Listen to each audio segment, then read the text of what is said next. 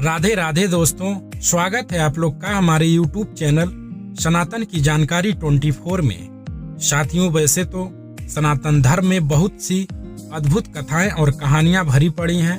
वैसे ही एक बहुत दिलचस्प कथा है महान बर्बरीक की, जिन्हें आज सब लोग खाटू श्याम के नाम से जानते हैं। बर्बरीक की कथा महाभारत के महायुद्ध से जुड़ी हुई एक अद्भुत और प्रेरणादायक गाथा है। यह कथा वीरता, त्याग और भक्ति का उदाहरण प्रस्तुत करती है। बर्बरीक को कई नामों से जाना जाता है, जैसे श्री कृष्ण का सबसे बड़ा भक्त, खाटू श्याम, हारे का सहारा और 3 बाणधारी आदि नामों से जाना जाता है। आइए इस कथा को विस्तार से समझते हैं। बर्बरीक महान योद्धा गदाधारी भीम के पोते और वीर घटोत्कच के पुत्र थे। उनकी माता का नाम मौरवी था। घटोत्कच स्वयं एक अद्भुत योद्धा थे और राक्षस कुल से संबंध रखते थे। बर्बरीक ने अपने माता पिता से युद्ध कौशल की शिक्षा पाई। बाद में उनकी माता मौरवी ने बर्बरीक को धनुर्विद्या के शिक्षा के लिए श्री कृष्ण के पास भेज दिया। बर्बरीक बचपन से ही असाधारण वीरता, साहस और रणनीति क्षमता के धनी थे। बर्बरीक की प्रसिद्धि का कारण उनके 3 दिव्य बाण थे, जिन्हें उन्होंने भगवान शिव की तपस्या करके प्राप्त किया था। इन बाणों की विशेषता यह थी कि केवल 3 बाण से ही वह पूरे विश्व का संहार कर सकते थे। साथ ही उन्होंने अग्निदेव से वह धनुष प्राप्त किया था, जो अद्भुत शक्तिशाली था और उसी पर वह 3 बाण साधा जा सकता था। जब महाभारत का युद्ध शुरू होने वाला था, तो बर्बरीक ने भी युद्ध भूमि में जाने का निश्चय किया। वह अपने 3 बाणों और दिव्य धनुष के साथ कुरुक्षेत्र के लिए रवाना हुए। तब उनकी माता ने बर्बरीक को कहा, पुत्र, पक्षपात मत करना और युद्ध में हारने वाले पक्ष से युद्ध करना। तब बर्बरीक ने यह व्रत लिया कि वह सदा युद्ध में हारने वाले पक्ष का साथ देंगे। उनके इस व्रत के कारण उन्हें सत्य और न्याय का प्रतीक माना जाता है। यह व्रत उनके व्यक्तित्व का सबसे महत्वपूर्ण पहलू है और इसी ने उन्हें महाभारत युद्ध में एक निर्णायक भूमिका निभाने वाला योद्धा बना दिया। बर्बरीक के बारे में यह कहा जाता है कि उनकी शक्ति इतनी अद्भुत थी कि वह अकेले ही पूरे युद्ध को समाप्त कर सकते थे। जब वह कुरुक्षेत्र के लिए रवाना हुए, तो रास्ते में उन्हें श्री कृष्ण मिले। श्री कृष्ण बर्बरीक की मंशा जान रहे थे, इसलिए श्री कृष्ण एक ब्राह्मण का वेश धारण कर बर्बरीक का रास्ता रोकते हुए पूछा, कहाँ जा रहे हो धनुर्धारी योद्धा? बर्बरीक ने अपना रथ रोका और मुस्कुरा कर बोले, सुना है कुरुक्षेत्र में महाभारत होने वाला है, वहीं जा रहा हूँ। फिर ब्राह्मण ने पूछा, किसके तरफ से युद्ध करोगे? बर्बरीक ने अपने व्रत का स्मरण करते हुए कहा, मैं हमेशा हारने वाले पक्ष का साथ दूंगा और हमेशा हारने वाले पक्ष को ही जिताने की कोशिश करूंगा।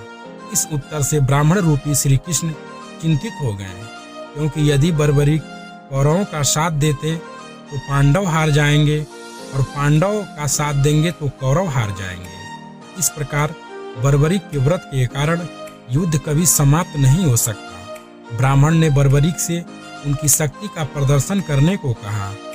बर्बरीक ने कहा कि उनके 3 बाणों से वह संपूर्ण युद्ध भूमि को समाप्त कर सकते हैं। ब्राह्मण ने उनसे एक पेड़ के सभी पत्तों को निशाना बनाने के लिए कहा। बर्बरीक ने एक बाण छोड़ा, जो पेड़ के प्रत्येक पत्ते पर निशाना बनाने लगा।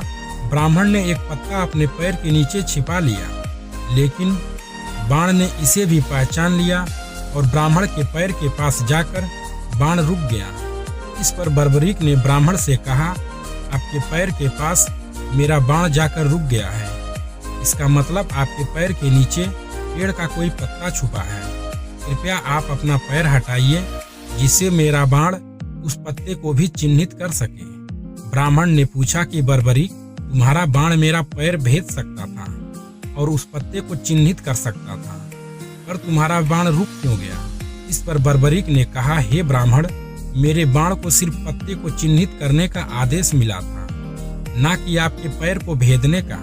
ब्राह्मण को बर्बरीक के बाणों की शक्ति का पता चल गया और श्री कृष्ण को यह समझ में आ गया कि यदि बर्बरीक युद्ध में भाग लेंगे तो युद्ध निष्पक्ष नहीं रहेगा। ब्राह्मण ने कहा, हे बर्बरीक, ये तुम्हारा पहला ऐसा युद्ध है जो बहुत बड़ा युद्ध होने वाला है, इसलिए जिनसे तुमने इतनी अद्भुत धनुर्विद्या सीखी है उस गुरु को गुरु दक्षिणा दिए बिना युद्ध मत लड़ना। इस पर बर्बरीक ने हाथ जोड़कर अपनी आंखें बंद करके भगवान श्री कृष्ण को याद किया। तभी सामने से आवाज आया, आंखें खोलो बर्बरीक। बर्बरीक ने अपनी आंखें खोली तो सामने देखा भगवान श्री कृष्ण खड़े हैं। बर्बरीक ने कहा, हे गुरुदेव, मैं युद्ध लड़ने से पहले आपको कुछ देना चाहता हूँ। इस पर भगवान श्री कृष्ण ने बर्बरीक से कहा, बर्बरीक, पहले जाओ युद्ध लड़ो। लेकिन बर्बरीक नहीं माने।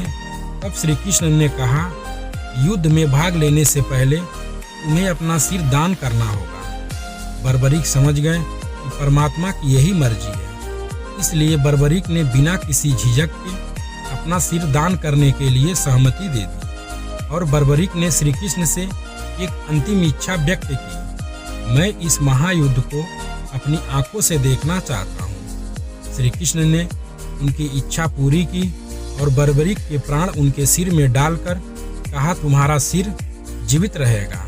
तथा बर्बरीक के सिर को एक ऊंचे स्थान पर स्थापित किया गया, जहां से उन्होंने पूरे महाभारत युद्ध को देखा।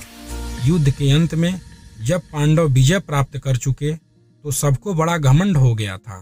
किसी ने कहा, हमने इतने सैनिक मारे, कोई कहता हमने इतने रथी मारे, कोई कहता हमने इतने महारथी को मारा। सबको बहुत घमंड हो गया। इस पर युधिष्ठिर ने भगवान श्री कृष्ण से कहा, हे माधव, आप बताएं कि किसने कितने योद्धाओं को मारा और कौन सबसे बड़ा योद्धा है। श्री कृष्ण ने कहा, हम तो सारथी बने थे, लेकिन वहाँ ऊंची पहाड़ी पर एक योद्धा का सिर है, चलो उसी से पूछते हैं कि कौन किसको मारा।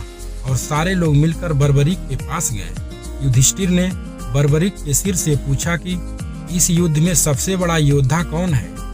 बर्बरीक ने उत्तर दिया, यह युद्ध केवल श्री कृष्ण की रणनीति और उनके सुदर्शन चक्र के कारण जीता गया है। सभी योद्धा तो मात्र उनके हाथों के कठपुतली थे। तब सभी का घमंड दूर हुआ। तब बर्बरीक ने श्री कृष्ण से पूछा कि हे भगवान, क्या मेरा सिर ऐसे ही रहेगा?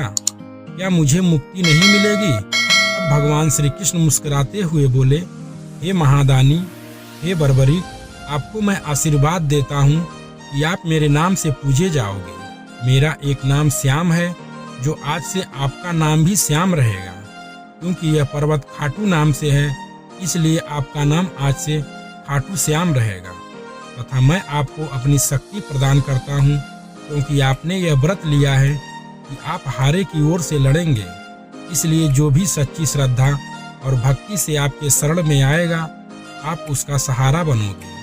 तब से लेकर आज तक बर्बरीक को कलयुग में भी श्री खाटू श्याम जी के रूप में पूजा जाता है। यह मान्यता है कि उन्होंने श्री कृष्ण से वरदान प्राप्त किया था कि कलयुग में वह उनके नाम से पूजे जाएंगे।